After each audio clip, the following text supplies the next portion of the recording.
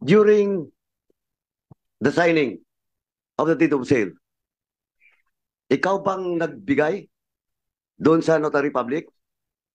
Yes po, Your Honor. Nandun ba si Willie Ong? Yes po, Your Honor. Nandun din yung seller?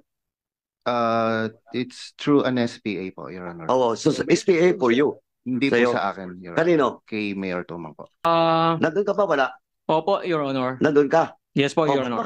Ba't mo makalimutan?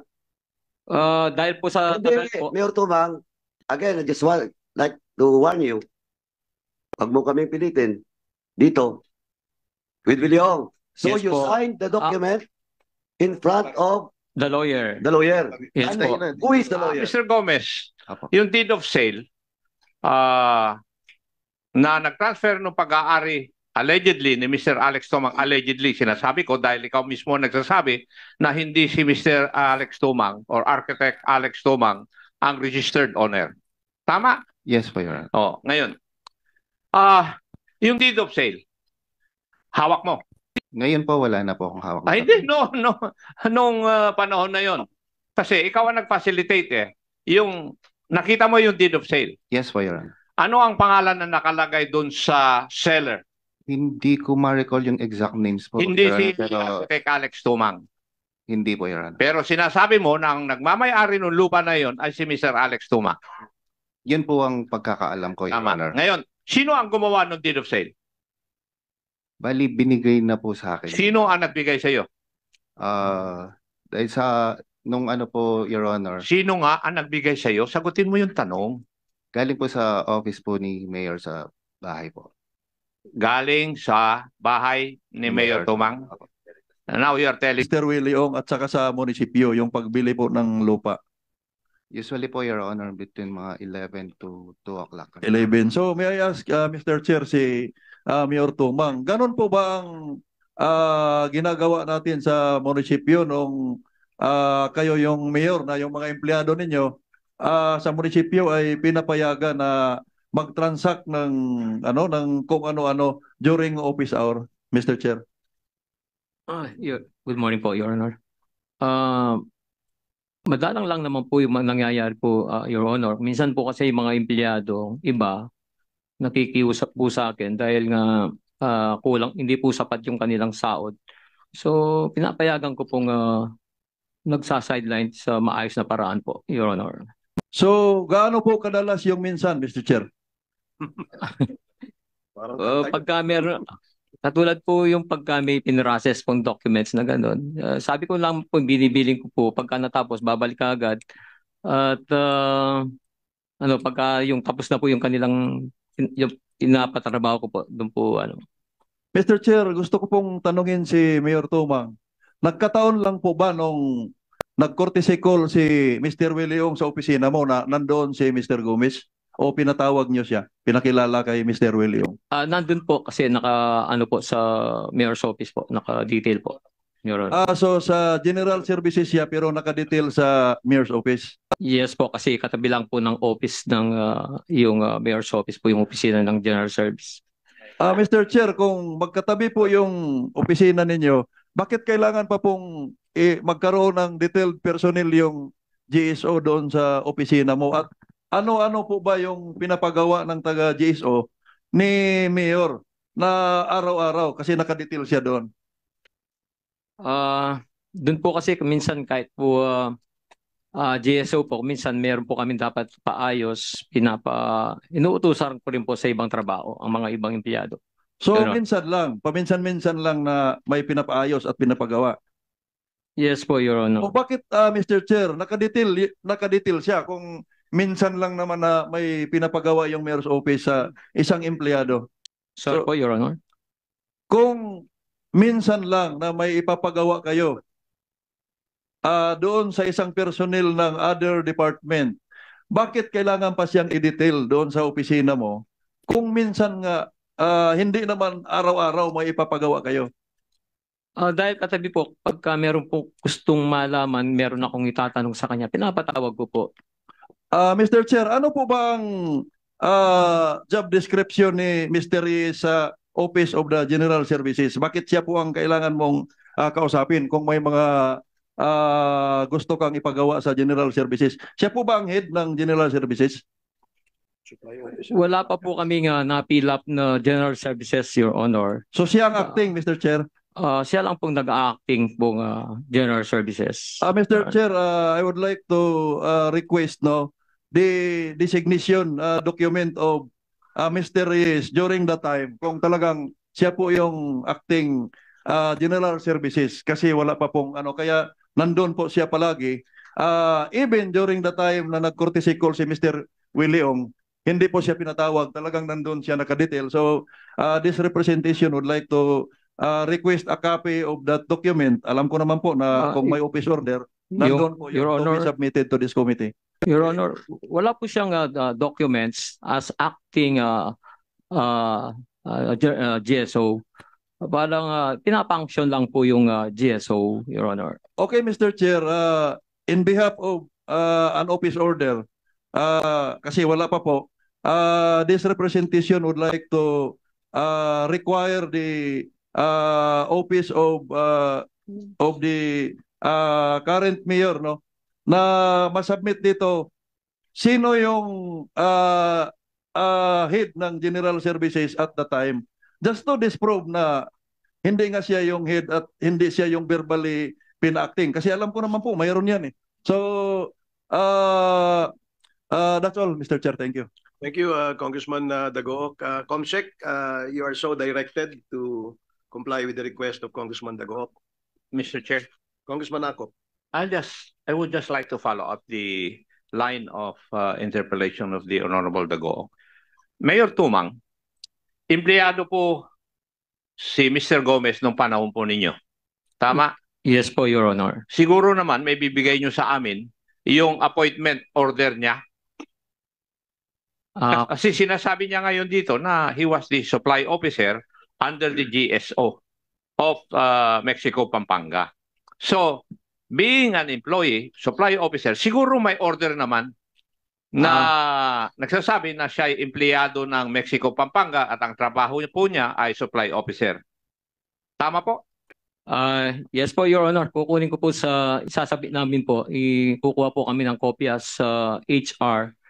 Dahil matagal na po, hindi ko na po masyadong ma-recall kung ano po yung exact job description po ni Roy Gomez. Opo, kasi ang sagot po niyo kay Honorable Dagook, wala nga siyang order na mag-acting na head ng GSO.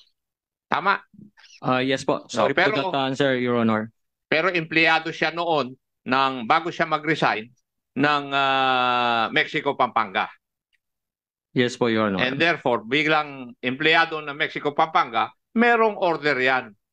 Yes po, Your Honor. Yes, yun po ang hinihiling ng representanteng ito na may submit din dito po sa committee secretary ng committee na ito. Yes po, Your Honor. Maraming salamat, Mr. Chair. Thank you, Congressman Akop. Comsec is so directed. Mr. Chair. Before we proceed, let me acknowledge the presence of Congressman Caraps Paduano, the chairman of the Public Accounts Committee. And Congressman Gato, you're recognized. Mr. Chair, may I ask Mr. Gomez, you said the mayor said that you acted as an acting head of the General Services Office before? Actually po, Mayor, with your indulgence po, hindi po acting, Your Honor. And may I know Bali, what is your educational background or your professional background? Bali, graduate po ako ng electrical engineering po. Licensed electrical No, engineer? hindi po licensed. Okay. Thank you, Mr. Chair. Thank you, Congressman Gato. Mr. Gomez, kasi kung natatanda ko kanina, sinabi mo na pinakiusapan ka ba ni Mr. Tumang na tulungan na ma-facilitate yung dokumento ng transfer ng lupa na binibili ni Mr. Willie Ong? Inutos po niya ako, Your Honor. Inutusan ka sino nagutos sa'yo? Si Mayor Tumang. Si Mayor Tumang. So, ikaw ay acknowledge facilitator nung papeles ni Mr. Tumang, from the owner, Mr. Tumang, to the buyer, Mr. Willie Ong, tama? Ni-receive ko po yung mga documents, Your Honor, and then proceeded to the process. Meron ka bang SPA na binigay ng may-ari ng lupa? Wala po, Nabigay Your ng Wala po, Your Honor. So walang SPA, hindi ka authorized, in other words. No? Wala Pero po. dahil pinakiusap sa iyo ni Mayor, kaya mo ginagawa. Hindi naman po, Your Honor. O ba't mo ginawa? Dahil nagsa-sideline po ako, sir. O nagsa-sideline ka for someone who's selling the property na wala kang SPA? Yes po, Your Honor. Oh, hindi naman pwede yun. Ganun ba kalaki yung tiwala sa iyo nung nagbebenta? Mr. Chair, Yes, Congressman Akop. yung katanungan niyo po natanong na rin dun sa hearing po ng Committee on Public Accounts. Mr. Gomez, Apo. yung deed of sale na nag-transfer ng pag-aari allegedly ni Mr. Alex Tomang, allegedly sinasabi ko dahil ikaw mismo nagsasabi na hindi si Mr. Alex Tomang or Architect Alex Tomang ang registered owner. Tama? Yes po, Your Honor. Oh, ngayon. Yung deed of sale, hawak mo. Ngayon po, wala na po akong hawak. na Hindi, no. Nung panahon na yon. Kasi ikaw ang nag-facilitate Yung, nakita mo yung deed of sale. Yes po, Your Honor. Ano ang pangalan na nakalagay doon sa seller? Hindi ko ma-recall yung exact names po. Hindi Your si Honor, pero Architect Alex Tumang. hindi po, Your Honor. Pero sinasabi mo na ang nagmamay-ari ng lupa na yon ay si Mr. Alex Tumang. Yun po ang pagkakaalam ko, Your Tama. Honor. Ngayon, sino ang gumawa ng deed of sale? Bali, binigay na po sa akin. Sino ang nagbigay sa iyo? Dahil sa, nung ano po, Your Honor, Sino nga ang nagbigay sa iyo? Sagutin mo yung tanong. galing po sa office po ni Mayor sa bahay po. Galing sa bahay ni Mayor Tumang. Now you are telling the truth. Kasi takot kang isasite ulit, i-move ko na ma-site in contempt ka na naman Kasi pwede naman dagdagan yung 30 days Kasi ibang committee ito. Ibang committee ito. Naintindihan mo yung ibig ko sabihin? Yes, Your Honor. Yes. Nagsasabi ka na ngayon ng totoo. Kasi hindi naman namin tatanungin ito. Kung minsan tinatanong namin, alam na namin yung sagot Tinitingnan lang namin kung ikaw ay mapagkakatiwalaan sa iyong mga sagot. Okay? Kagaya kasi ng mga nangyari doon sa Mexico, Pampanga, sa bentahan ng lupa sa mga owners sa LGU ng Mexico, ganun din ang nangyari. Ngayon, inaamin mo na kung saan nanggaling yung deed of sale. Your Honor, yung dito lang po, yung kay Willie Ong lang po. Sige. Pinipilit mo pa rin na iba doon sa kwan. So, galing, kung tatanungin ko sa iyo, galing kay Mr. Former Mayor Tumang yon. Yes po, sa office po niya. Thank you, Mr. Chair. Thank you, Congressman Akop. Mr. Chairman. Yes, Congressman Paduano. Mr. Chairman, good morning. Thank you. This just I rejoined dun sa tanong ni Chairman Akop. Anyway, kasi Mr. Chairman, of course, Roy Gomez is detained in the House because of the decision of the committee with regards to his refusal to answer questions from the committee. In short, he's lying. Now, when I heard this answer with the query of Chairman Akop with regards to tungkol dun sa kung saan, sino nagbigay ng deed of sale, nung sinabi niya si Mayor Tumang. Kaya sabi ko nga, ngayon, nagsasabi ka ng totoo. Kaya yun ang gusto ko, Mr. Roy Gomez, and I hope in the next hearing in my committee, is to tell the truth, just like what you're doing now. But, Mr. Chairman, ito lang, Mr. Chairman. Anyway, may kopya ba tayo ng deed of sale? Tsaka yung title? Mr. Chairman? I'm sorry. The date of sale and the title. And the Your Honor. RODs present? Yes, Your Honor. You're the Assistant Regional Director. I am the Assisting Deputy Register of Deeds of the Province of Pampanga, Your Honor. Saan yung mo? Head of office? Wala. She's in LRA attending a management Oh, meeting, Your Honor. Mr. Chairman, I respectfully move that we will invite the Regional Director. The same as what is happening with my committee, that it is only Mr. Ralph Hueco is present. Kasi kailangan natin, Mr. Chairman. And if the committee has not yet received a copy of that those documents with regards to the selling of that property, Mr. Chairman, I move that the Register of Deeds will submit those documents. Your Honor, can I ask for permission to explain what is the paano po pinrocess yung document? No. Mr. Chairman, with the indulgence of Mayor Tumang, patapusin mo muna ako, Mayor Tumang. I would just like for the Register of Deeds to submit those Sorry po. documents needed. Sorry po, Your Honor. Now,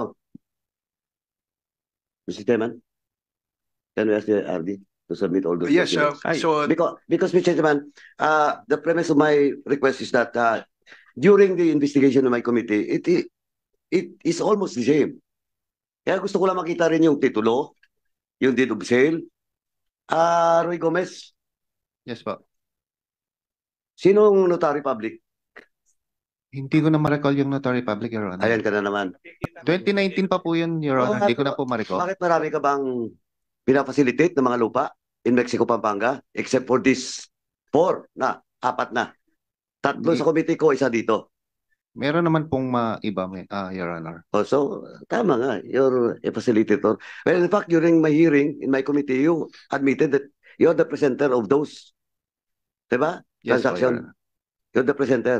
Yes po, Your Honor. Oh, in this case, again, you're the presenter. Oh, now, question, Mr. Chairman.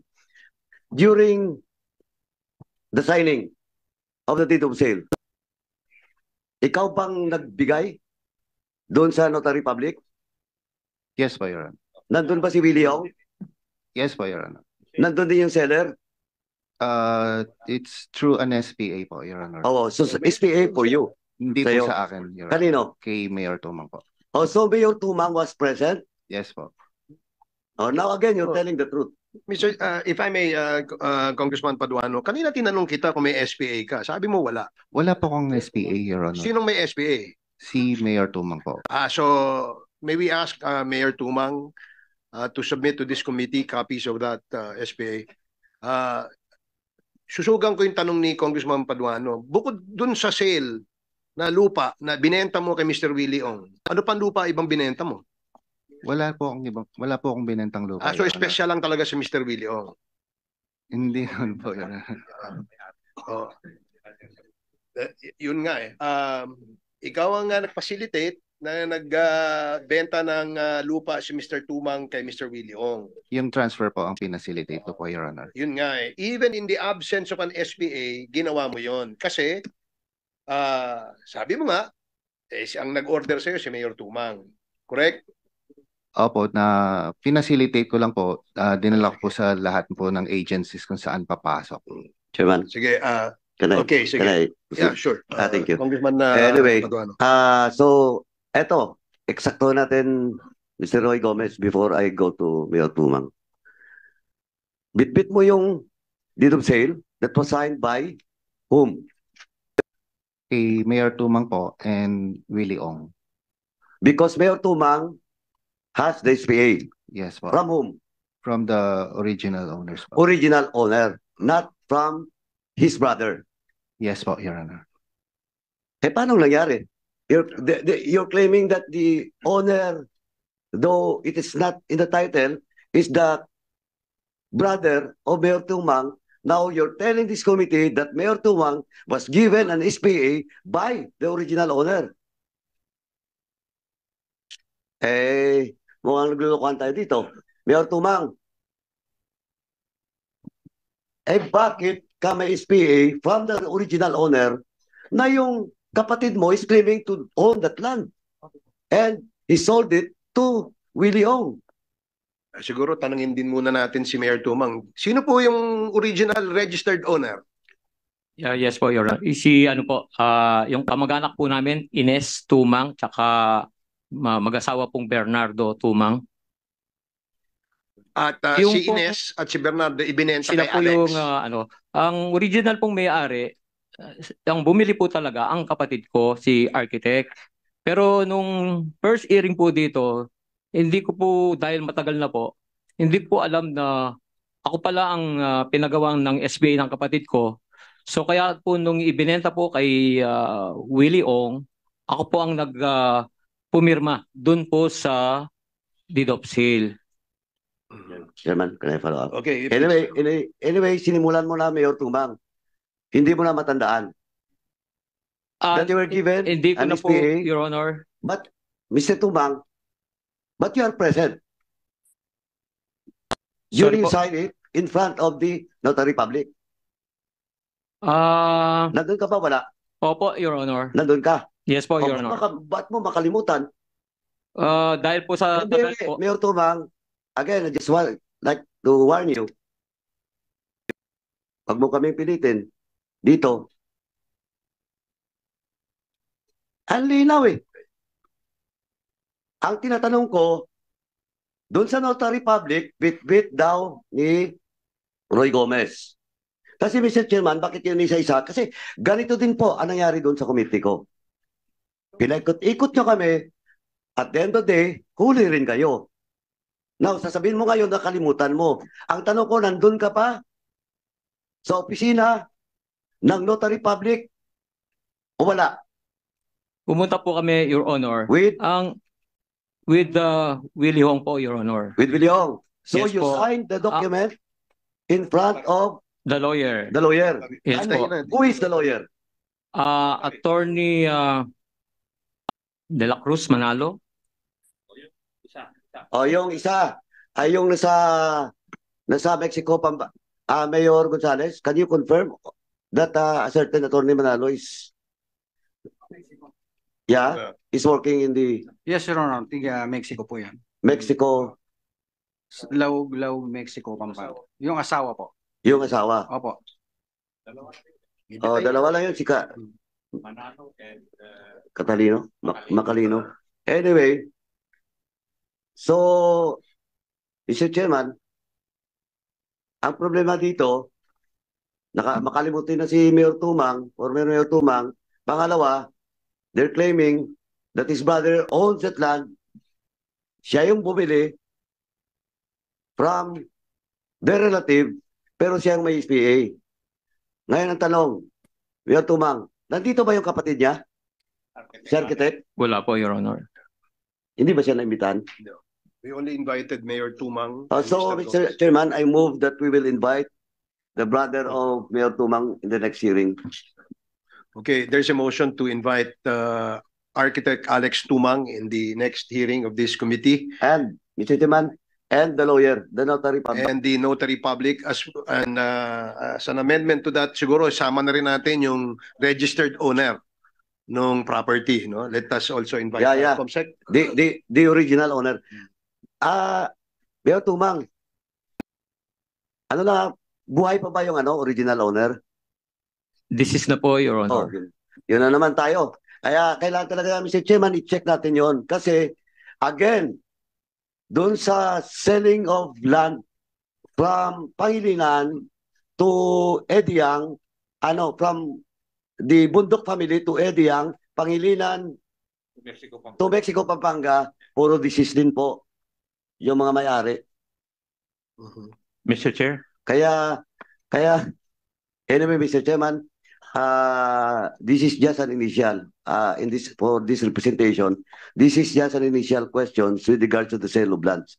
Because I think this is happening in Mexico, Pampanga for the past several years, baka dekada na po. That is why in my committee, I asked the resistive deeds to submit all the owners, list of owners, doon sa area na yon.